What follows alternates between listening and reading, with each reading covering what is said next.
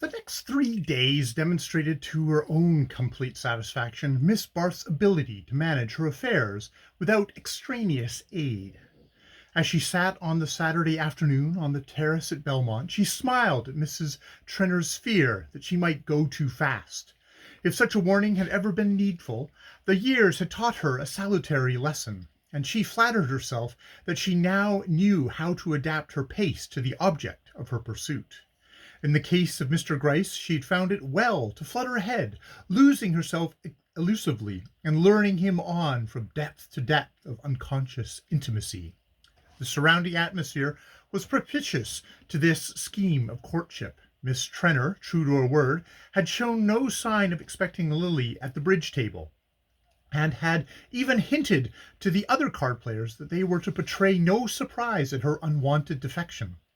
In consequence of this hint, Lily found herself the center of that feminine solicitude which envelops a young woman in the mating season.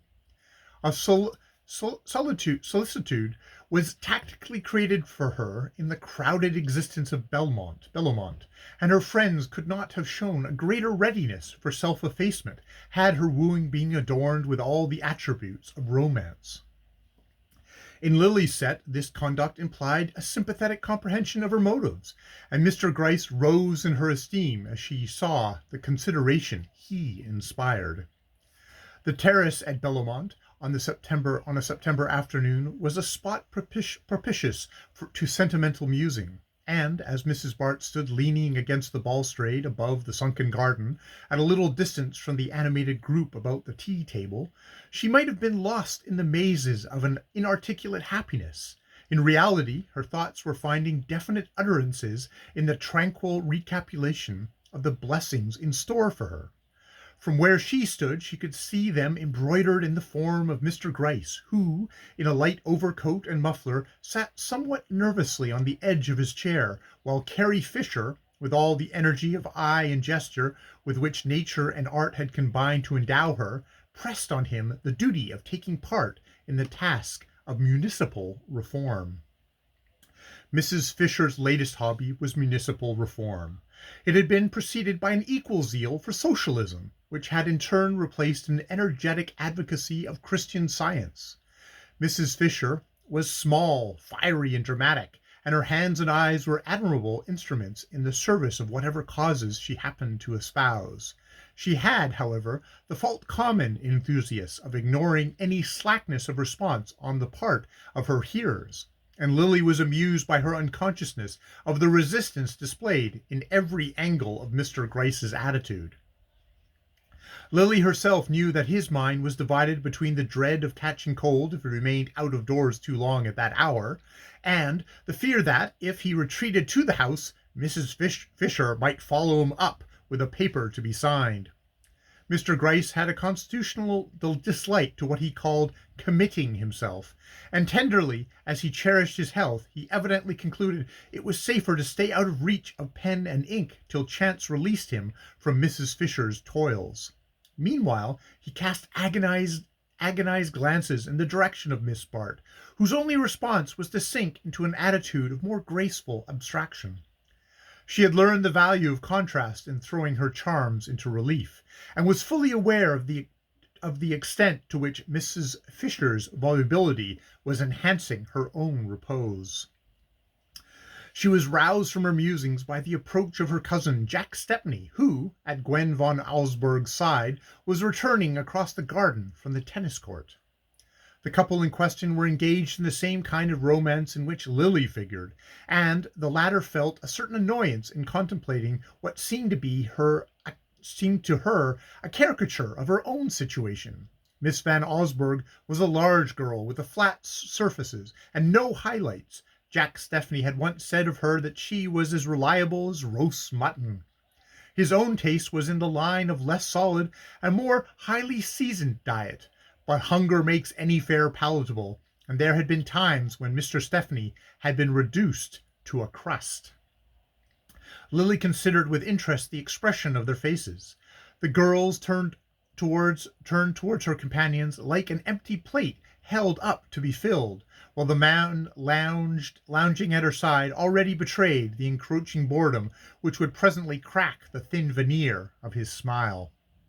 How impatient men are, Lily reflected.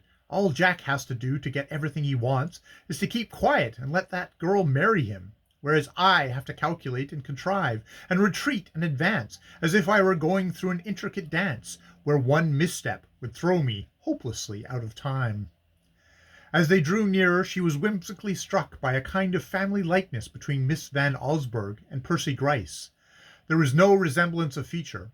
Gryce was handsome in a didactic way. He looked like a clever pupil's drawing from a plaster cast, while Gwen's countenance had no more modelling than a face painted on a toy balloon. But the deeper affinity was unmistakable. The two had the same prejudices and ideals, and the same quality of making other standards non-existent by ignoring them. This attribute was common to most of Lily's set. They had a force of negation which eliminated everything beyond their own range of perception. Gryce and Miss Van Osburgh were, in short, made for each other by every law of moral and physical correspondence. Yet they wouldn't look at each other, Lily mused. They never do.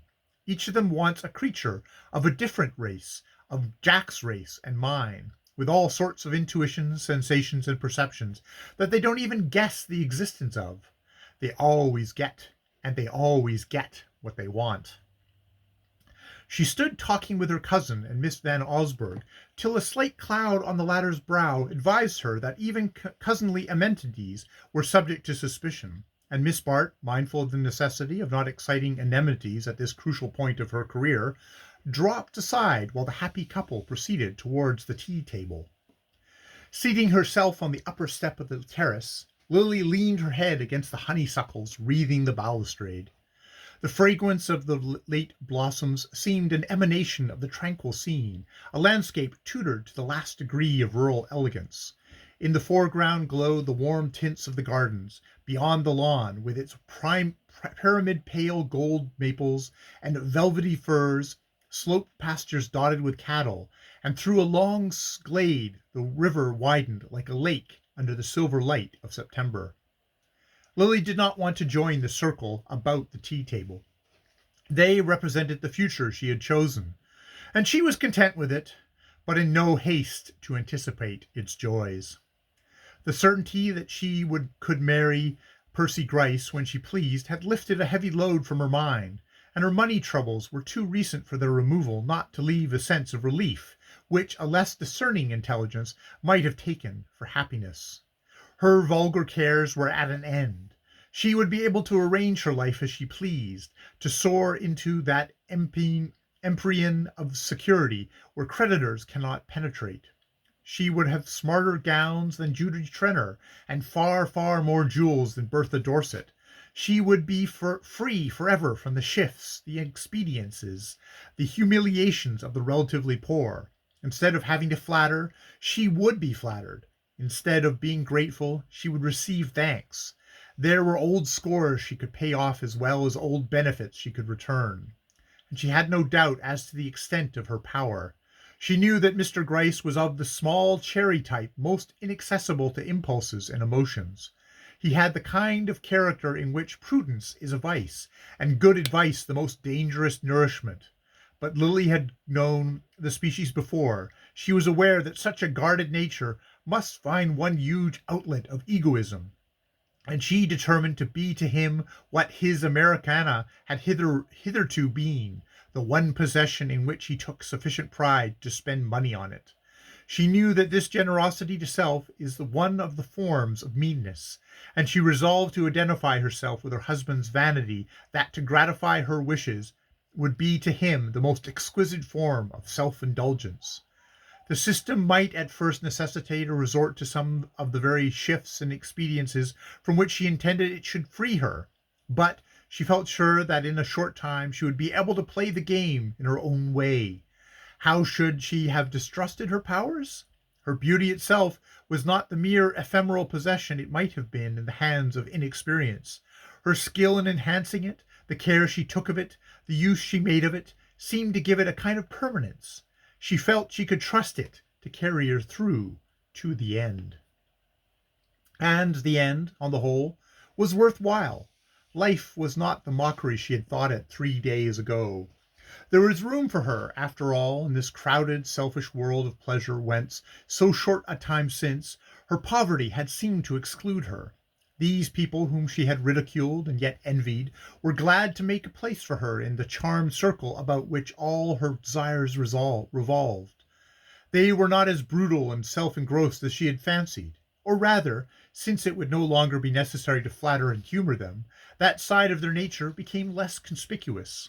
Society is a revolving body which is apt to be judged according to its place in each man's heaven, and at present it was turning its illuminated face to Lily. In the rosy glow it diffused, her companions seemed full of amiable qualities. She liked their elegance, their lightness, their lack of emphasis, even the self-assurance which at times was so like obtuseness now seemed the natural sign of social ascendancy. They were lords of the world she cared for, and they were ready to admit her to their ranks and let her lord it with them. Already she felt within her a stealing allegiance to their standards, an acceptance of their limitations, a disbelief in the things they did not believe in, a contemptuous pity for the people who were not able to live as they lived. The early sunset was slanting across the park, though through the boughs of the long avenue beyond the gardens she caught the flashes of wheels, and divined that more visitors were approaching. There was a movement behind her, a scattering of steps and voices. It was evident that the party about the tea-table was breaking up. Presently she heard a tread behind her on the terrace. She supposed that Mr. Gryce had at last found means to escape from his predicament, and she smiled at the significance of his coming to join her instead of beating an instant retreat to the fireside. She turned to give him the welcome which such gallantry deserved, but her greeting wavered into a blush of wonder, for the man who approached her was Lawrence Selden. "You see, I came after all," he said, but before she had time to answer, Mrs. Dorset, breaking away from the lifeless colloquy with her host, had stepped between them with a little gesture of appropriation. End of chapter 4.